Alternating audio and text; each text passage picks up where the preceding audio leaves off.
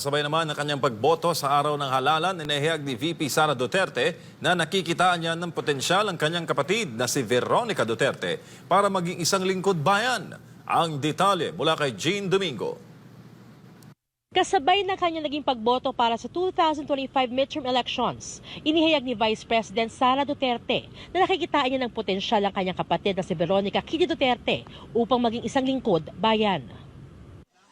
Maagang dumating si Vice President Sara Duterte sa kanyang political precinct sa araw ng halalan, kasabay ng pagdagsa ng mga botante mula sa iba't ibang bahagi ng Davao City. Mahigpit ang seguridad sa paligid sa pangunguna ng mga tauhan ng Commission on Elections, poll watchers at mga tagapagpatupad ng batas upang masiguro ang kaayusan at kaligtasan ng botohan. Pagdating niya ay dumiretso agad si VP Sara sa kanyang voting precinct at may mga nakasabayan pa siyang bumoto. Sa kabila ng dagsa ng mga tao, maayos na naging daloy ng pagboto at sinigurong nasunod ang tamang proseso ng eleksyon. Matapos bumoto, nagbigay ng panayam si VP Sara kung saan sinagot niya ang ilang mga katanungan mula sa media, kabilang ng patungkol sa kanyang kapatid na si Kitty Duterte. Ibinahagi niya ang paniniwalang may potensyal itong sumunod sa kanilang yapak sa public service. Una kong nakita yung potential ni Kitty doon sa The Hague. Kasi nung sabay kami lumabas, galing sa detention center, ay sinabi ko sa kanya, sumama ka sa akin. And surprisingly, sa edad niya, which is 21 years old, usually yung mga ganyan na bata, they would say, oh, no, di ba? Ayoko. She didn't say anything. Naglakad lang siya diretso by my side. Doon ko nakita na parang merong self-confidence. Meron siyang self-confidence. Tapos, noong question and answer na, tinutulak ko yung likod niya pinaprompt ko siya na sumagot. And nakita ko sa pamamaraan niya na sumagot, marunong siya.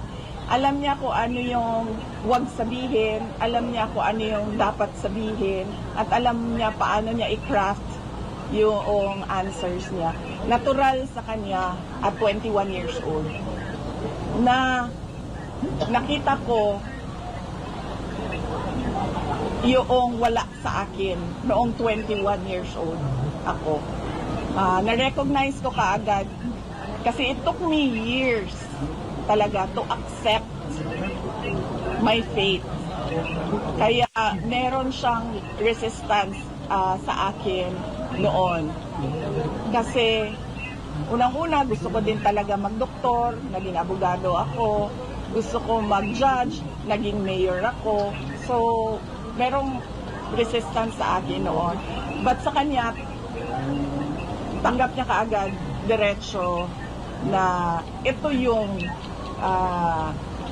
likely na magiging buhay ko. I will become a public person. Not necessarily a government official siguro, but alam niya na meron siyang public na persona. So, I'm happy na ganon. Kasi kung makita ninyo sa akin, lalo na yung mga tiga Davao City, ang tagal ko nag-develop from 2007 to 2019 to 2022 hanggang ngayon. I was always a work in progress sa aking pagtanggap, sa aking role sa ating bayan. But siya, automatic yun sa kanya. So, masaya ako for her because that is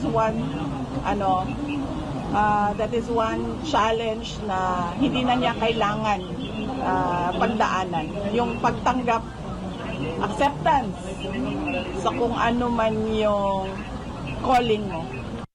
Dagdag pa ni VP Sara, ramdam niya na ang bansa ay nasa tinatawag niyang dark times, kaya't kinakailangan na may manindigan upang mailahad ang katotohanan na hindi na nagagawa ng administrasyon ang nararapat para sa bayan.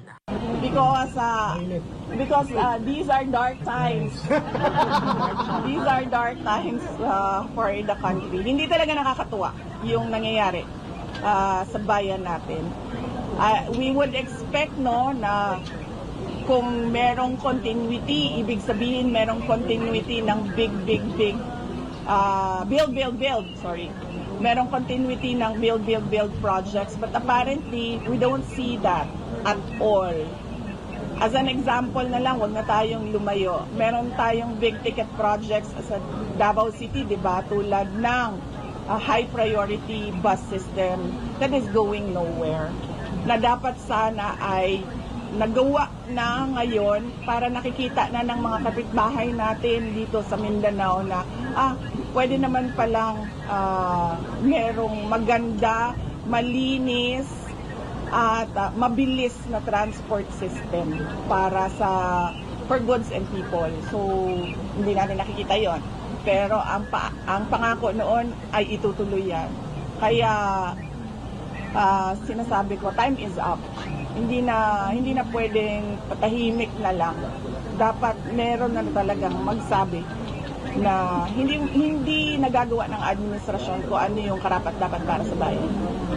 Ibinahagi rin ni VP Sara ang huli nilang pag-uusap ni dating Pangulong Duterte nung nasa Batangas siya. Anya matapos ang eleksyon, mas matututukan na umano ang kaso ng kanyang ama. Kabilang na ang panunumpa nito sa pagkaalkalde ng Davao City.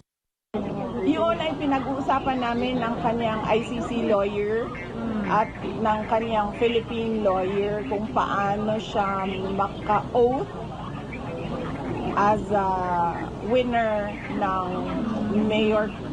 mayoral contest dito sa Davao City. So pinag-uusapan namin yun actually ng isang araw. Merong 3 options paano siya maka-oath para siya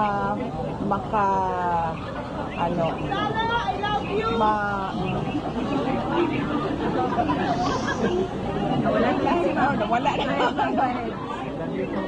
So, ano yan, diba? Election, and then proclamation, and then oath. Apo. So, sabi ng lawyer doon sa ICC, once we get the proclamation papers, pag-uusapan namin ulit kung paano makapag-oath si dating Pangulong Rodrigo Duterte. We have until the day after proclamation, until noon of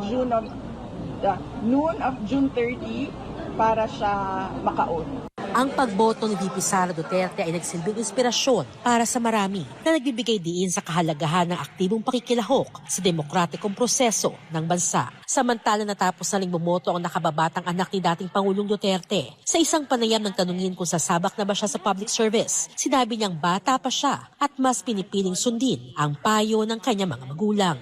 Well, with my ate, she had different plans when she was 21.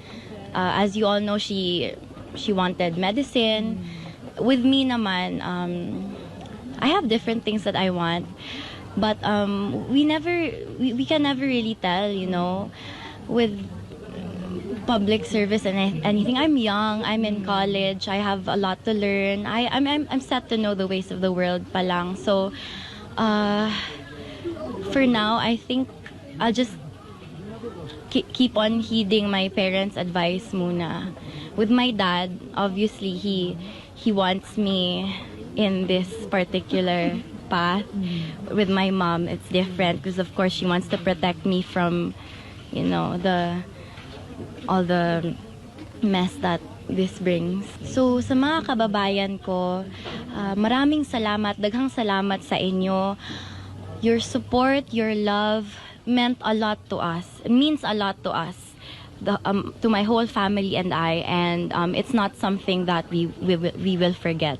Mariin din itong binigyan diin na hindi lang kami present pag election, we are here all throughout.